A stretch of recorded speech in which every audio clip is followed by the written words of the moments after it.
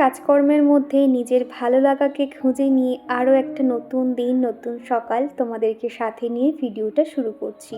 Hello everyone, good morning. কেমন আছো তোমরা সবাই? আশা করছি সবাই খুব ভালো আছো। আমি দীপা, আমার একটা ছোট্ট পরিবারে তোমাদের সকলকে জানাই অনেক স্বাগত, অনেক ভালোবাসা। আজকে কিন্তু অনেক সকালে উঠতে পারিনি, যেমন ধরো 5:30-6টার সময় উঠে পড়ি। আজকের একটু লেট হয়ে গেছে, প্রায় 6:30 পৌনে 7টা বেজে গেছে।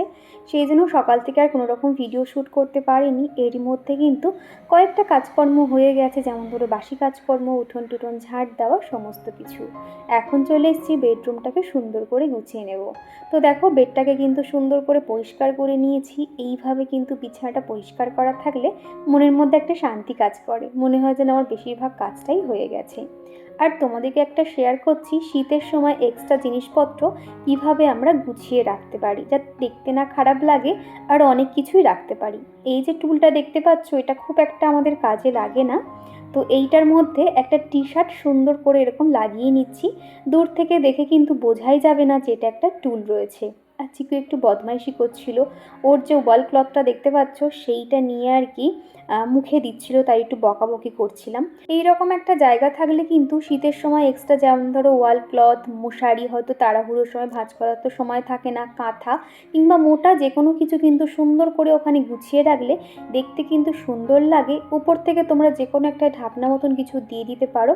আমি এই মুহূর্তে একটা পিলো ছিল, সেই পিলোটা আর কি দিয়ে দিলাম। দেখতে কিন্তু বেশ ভালোই লাগছিল, একদমই কিন্তু বোঝা যাচ্ছিল না যে ওটা একটা টুল।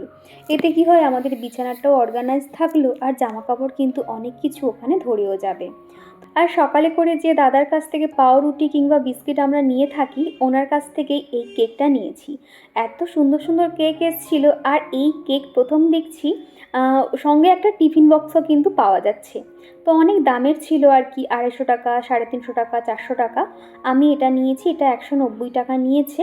তবে প্রত্যেকটা কেকের সাইজ আলাদা ছিল। তবে এই যে টিফিন বক্সগুলো দেখতে পাচ্ছ, প্লাস্টিকের বক্স, এগুলো বিভিন্ন শেপের ছিল। আমি ভাবলাম এইরকম একটা শেপের একটা নেওয়া যাক, এই বক্সটাও থেকে গেল, যে কোনো কিছু কিন্তু রাখতে পারবো। তো দেখো, তো কেকটা যেহেতু কালকে 25শে ডিসেম্বর, কালকে তো লাগবে, সেই জন্য আজকের থেকে নিয়ে রেখে দিয়েছি। আর আগের দিনকে সন্ধেবেলা চিকুর পাপা ফল এনেছিল, সেগুলো না আর ঝুড়িতে ঢেলে রাখা হয়নি। এখন এই যে সুন্দর করে গুছিয়ে রাখছি। মৌ লাইফস্টাইল আইডি থেকে দিদিভাই কমেন্ট করেছো, জানো তো বনু, আমার ওয়াচ টাইম কেটে নিচ্ছে, কেন একটু বলবে? তো দিদিভাই, মনে হচ্ছে তোমার চ্যানেলটা 1 বছর হয়ে গেছে, তুমি ওয়াচ টাইম হয়তো কমপ্লিট করতে পারোনি, সেই কারণে হয়তো তোমার ওয়াচ টাইমটা মাইনাস করে নিচ্ছে। এরকম কিন্তু হয়, 1 বছর হয়ে গেলে কিন্তু ওয়াইটি থেকে দেখবে তোমার ওয়াচ টাইম কমতে থাকে। আর এইদিকেই এত বড় একটা ডাসা পেয়ারা এনেছিল, সেটা দেখো না খাওয়ার জন্য এইভাবে পেকে গেছে। চিকুর পাপা তো দেখলে আমাকে বকাবকি করবে, আজকালের মধ্যে খেয়ে নিতে হবে, তা না হলে ওই ফেলে দিতেই হবে আর কি। কি জানো তো, নিজে যে একটু খাবো বা নিজের যত্ন নেব, ওই ফল না কেউ একটু কেটে দিলে খেতে ভালো লাগে, ওই একা হাতে যে কেটে খাবো সেটার আর ইচ্ছে হয় না। তোমরা তো দেখছো, চিকুকে সকালে করে এখন একটু ভাতে ভাত দিচ্ছি, মানে আলু সিদ্ধ দিয়েছিলাম আর একটু চিকেন দিয়েছি 2 পিস মতন। আর আমার জন্য রয়েছে পায়েস আর পাউরুটি। সকালবেলা আজকে চিকুর পাপাকে দিয়েছিলাম চিকেন কষা আর একটু জিরা রাইস বানিয়ে দিয়েছিলাম তাড়াহুড়োর মধ্যে, সেগুলো আর কিছু শ্যুট করতে পারিনি। আর এখন এই যে আমার খাবারটা দেখে দেখো, ব্রেডটাও তুলে নিয়েছে। আর রবিবার দিনকে তো বাবা এসেছিল, আর মামুনি আমাদের জন্য না একটু পায়েস পাঠিয়েছিল। পায়েস দেখবে বাসি খেতে যেন বেশি টেস্ট লাগে। তো আনার সাথে সাথে তো আর খাওয়া হয়নি, ফ্রিজে ছিল, সকালে একটু গরম করে নিয়ে পাউরুটি দিয়ে সাথে খাচ্ছিলাম, এত সুন্দর খেতে লাগছিল।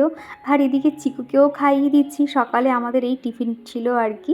তো সকালের খাওয়া দাওয়া শেষ করে নিয়ে এখন টুকটাক কাজকর্মগুলো করে নিতে হবে। সকালে তাড়াহুড়োর মধ্যে ওই যখন জিরা রাইস করেছিলাম, এই প্যাকেটটা থেকে চাল বার করেছিলাম। আর আমি সবসময় না, মানে যখন আমাদের মান্থলি বাজার তোলা হয়, এরকম আর কি ইন্ডিয়া গেটের চালটা আর কি 1 প্যাকেট তুলে রাখি। মাঝে মধ্যে হয়তো বিরিয়ানি, ফ্রাইড রাইস এটা ওটা বানানো হয়, সেই কারণে আর কি। আর এই যে কন্টেনারটা দেখছো, এর মধ্যেই আর কি ঢেলে রেখে দিই, যখন যতটুকু প্রয়োজন হয় এখান থেকে নিয়ে থাকি। আর কুসুম দত্ত বলেছো, দিদিভাই ভিডিওটা খুব সুন্দর হয়েছে। আর চিকুর কি কোনো ডেলি মেডিসিন চলে? না গো, চিকুর কোনো রকম মেডিসিন চলে না। তবে এই শীতকালে চিকুর মেডিসিন হলো, প্রত্যেক দিন রাত্রিবেলা একটু সর্ষের তেল গরম করে ওর পায়ের নিচে মালিশ করে দিয়ে পায়ে মোজা, ফুল প্যান্ট, গায়ে সোয়েটার দিয়ে কিন্তু শোয়াতে হয়। চিকু যেহেতু রাত্রিবেলা কোনো রকম ব্ল্যাঙ্কেট, চাদর কিছুই গায়ে দেয় না, সেই জন্য মোটা জামা গায়ে দিয়ে ওকে ঘুম পাড়াতে হয়। তো সেই জন্য আর কি এরকম সাবধানে রেখেছি বলে কোনো রকম মেডিসিন এখন চলছে না। আর এখনই তো পাবদা মাছের একটু ঝাল বানিয়ে নিচ্ছি। 2 দিন আগে মাছটা আনা হয়েছিল, তো ভাবলাম আজকালের মধ্যে না খেলে এরপরে কিন্তু মাছটার আর কোনো টেস্ট থাকবে না। ফ্রিজে দেখবে যে কোনো জিনিস বেশি দিন রাখলে সেটা কিন্তু খাওয়া ঠিক নয়, সেই জন্য আজকেরই মাছের ঝাল বানিয়ে নিচ্ছি। দুপুরে আর মাছের ঝালটা খাবো না, রাত্রিবেলা তাহলে সবার হয়ে যাবে। তো এখন মাছগুলোকে নুন, হলুদ, লঙ্কা, সর্ষের তেল মাখিয়ে আধ ঘন্টা মতো ম্যারিনেট করে রেখেছিলাম, যেহেতু পাবদা মাছ ভাজতে গেলে দেখবে তেলগুলো ছিটকে আসে, সেই কারণে আর কি। তো দেখো এখন সুন্দর করে এপিট ওপিট আমি ভেজে নিয়েছি।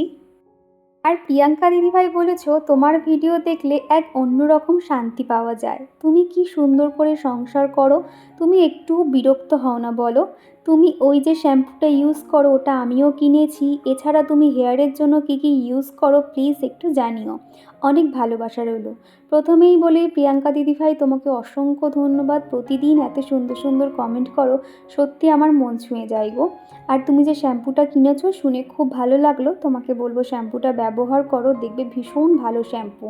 আর তুমি বলেছো বিরক্তি হই কি না, মাঝে মধ্যে তো একটু বিরক্ত হই, ছোট বাচ্চা নিয়ে থাকি, হয়তো তাড়াহুড়োর মধ্যে কাজ করছি, তাদের তখন বায়না সামলাতে হয়।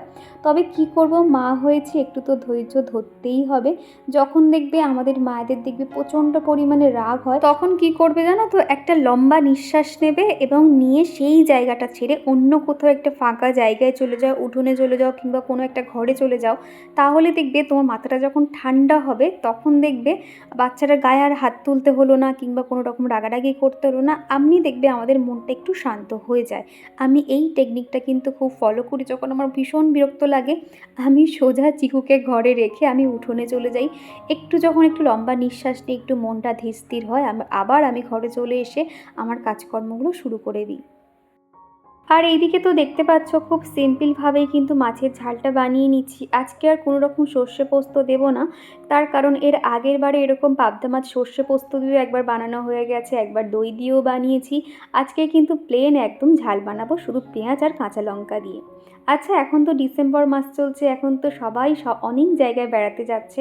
তোমরা কে কোথায় যাচ্ছ অবশ্যই আমাকে কমেন্ট করে জানিও। আমাদের তো আর এই ডিসেম্বর মাসে কোথাও যাওয়া হলো না, তবে জানুয়ারি মাসে ভাবছি একটা কোথাও মানে চিকুর জন্য অন্তত ওই যে সকালবেলা যাব বিকেলবেলা চলে আসবো এরকম একটা কোনো জায়গায় যাব, তাহলে হয়তো ওর মনটা একটু ভালো লাগবে।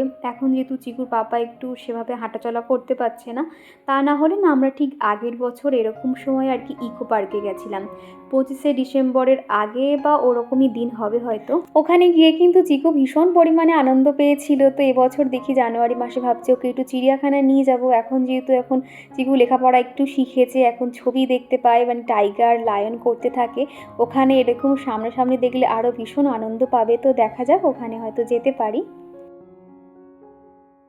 আর এদিকে তোমাদের সাথে কথা বলতে বলতে মশলা কষানোটা হয়ে গেছে, আর এখন এই তো হলুদ, লঙ্কা, জিরে, ধনে আর লাল লঙ্কা গুঁড়ো দিয়ে দিয়েছি।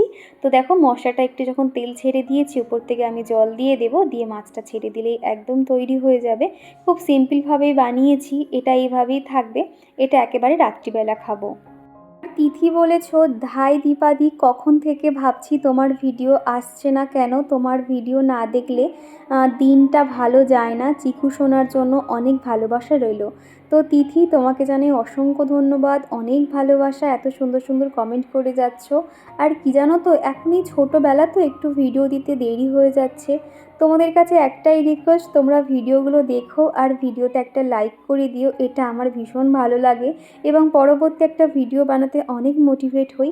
আর তোমরা তো যারা ভিডিও বানাও তো জানো, একটা ভিডিওর পিছনে কিন্তু অনেকটা সময় দিতে হয়, video editing, voice over, thumbnail, title সমস্ত কিছু আর কি, সময় তো লাগেই না।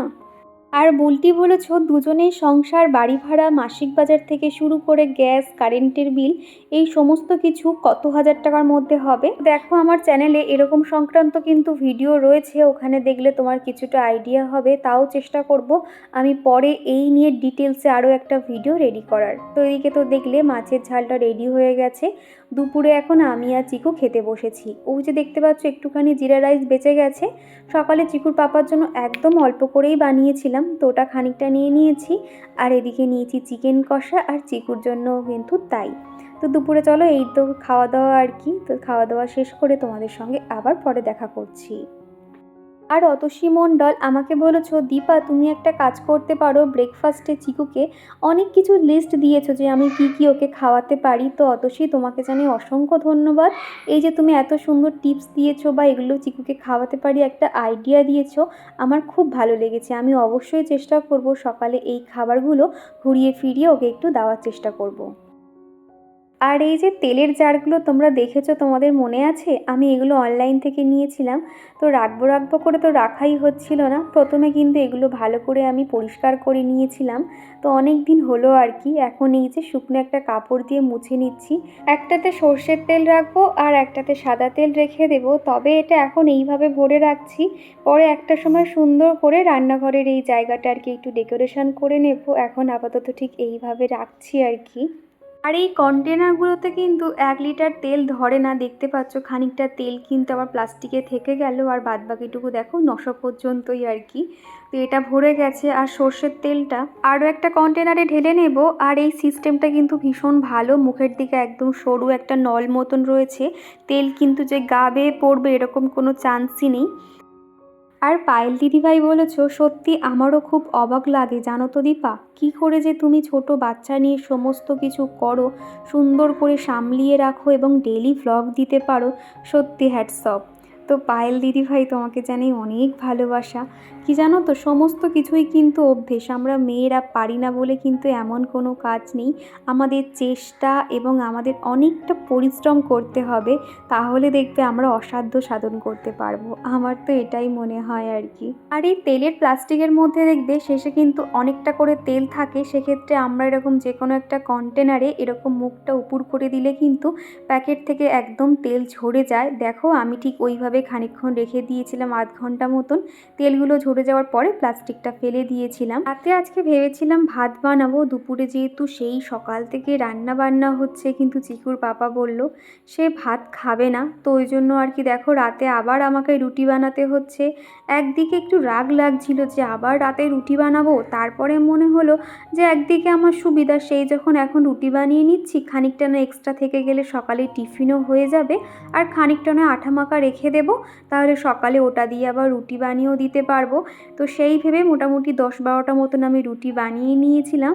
আর এখন এই যে ফটাফট কিন্তু সেরে নিচ্ছি। আগে রুটি বানানোর কথা শুনলে কিন্তু গায়ে জ্বর আসতো, আর এখন কিন্তু সমস্তটাই অভ্যেস, অতটা কিছু মনে হয় না। শুধু ভাবি যে এই তো বেশিক্ষণ লাগবে না, 7-8টা তো এক্ষুনি হয়ে যাবে, এই ভেবে আর কি কাজে নেমে পড়ি। তো আটা ময়দা মিক্সড করে কিন্তু ভালো করে আমি ডোটা বানিয়ে নিয়েছিলাম। আর এখন দেখো প্রত্যেকটা বেলে নিচ্ছি। তাড়াহুড়োর মধ্যে করছি তো একদম কিন্তু পারফেক্টভাবে গোল হচ্ছে সেরকমটা নয়, একটুখানি বেঁকে যাচ্ছে। আমরা তো বাড়ির লোকজনেরাই খাবো, বেঁকে গেলেও কোনো অসুবিধা নেই, সেই জন্য আমি তাড়াহুড়ো করে দেখো সেরে নিচ্ছিলাম। তো এখন একদিকে কিন্তু বেলবো আর একদিকে ভাজবো, তাহলে তাড়াতাড়ি হয়েও যাবে।